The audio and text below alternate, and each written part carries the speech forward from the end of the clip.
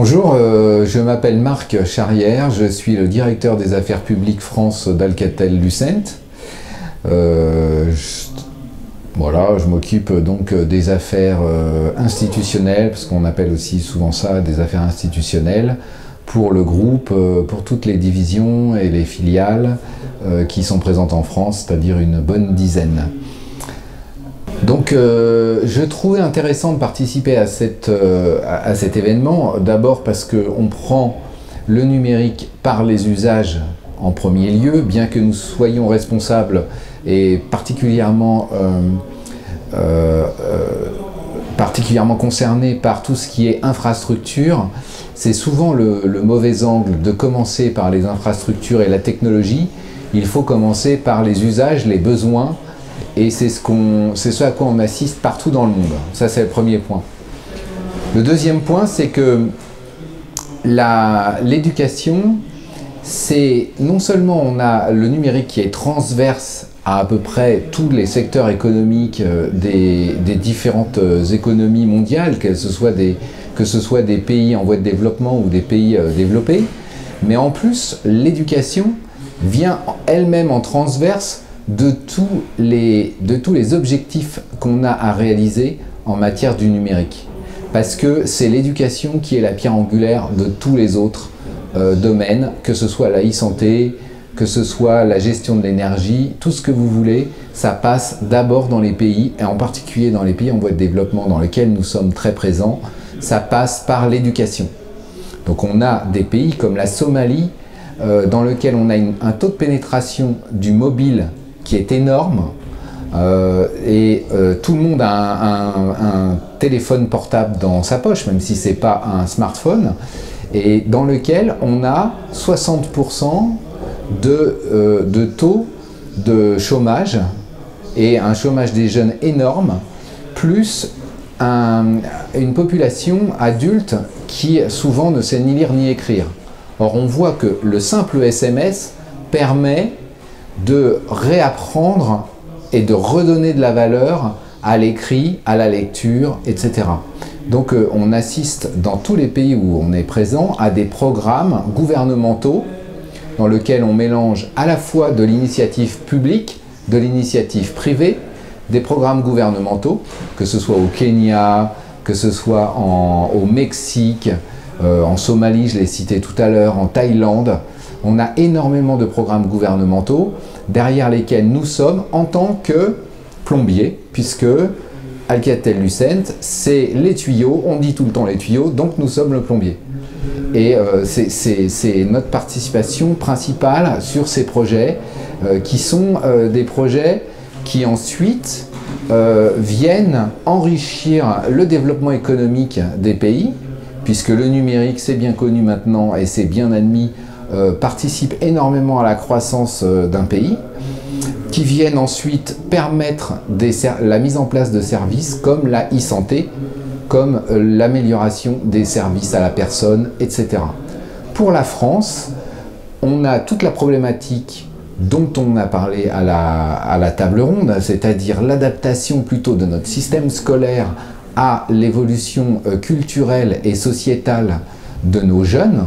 Donc ça, c'est la grosse problématique dont on parle tout le temps en France, mais il y a également, et c'est un sujet qu'on aurait pu un peu plus traiter, il y a aussi la formation continue qui commence à prendre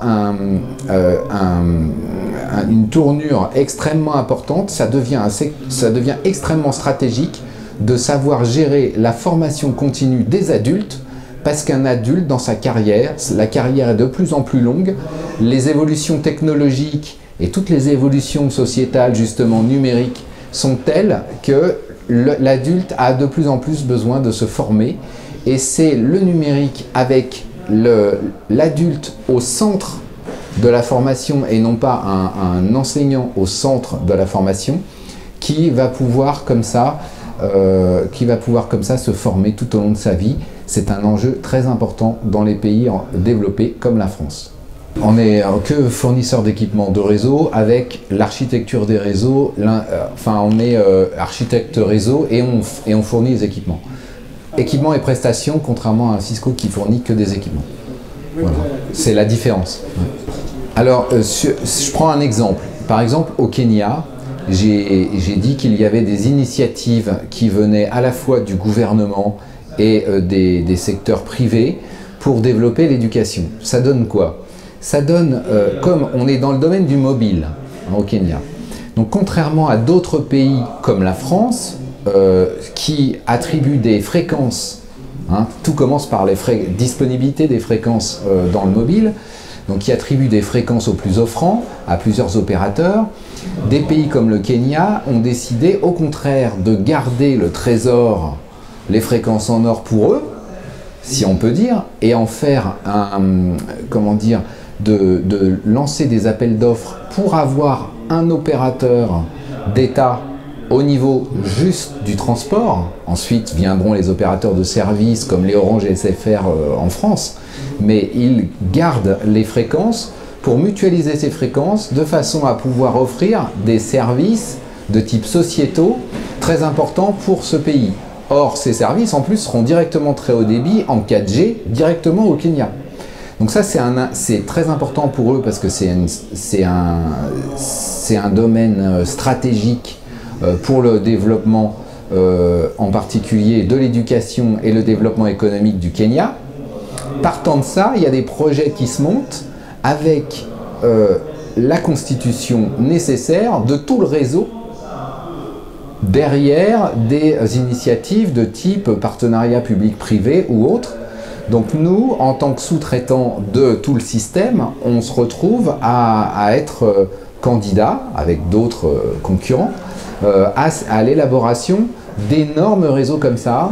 Dans un autre domaine qui ne touche pas forcément que l'éducation, c'est un peu ce qui se passe également en Australie ou ce qui se passe au Mexique.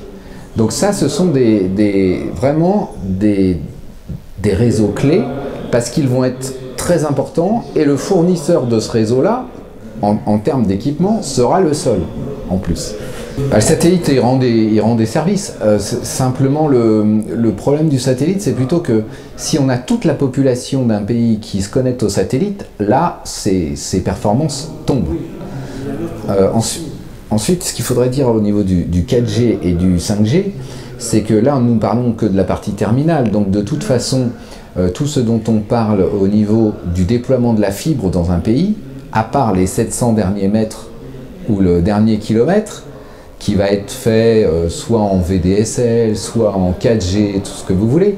Donc dans un pays comme le Kenya, ça va beaucoup être du 4G, mais derrière, vous avez tout un réseau de fibres à déployer. Donc en particulier en France, quand on parle du FTTH, maintenant tout le monde est d'accord, y compris Ericsson, je suis aussi vice-président du syndicat des équipementiers. Tout le monde est d'accord pour dire que le FTTH, c'est pas seulement pour aller raccorder un foyer directement avec de la fibre, c'est aussi pour aller raccorder toutes les stations de base qui vont être en 4G et en 5G parce qu'elles vont demander un débit énorme.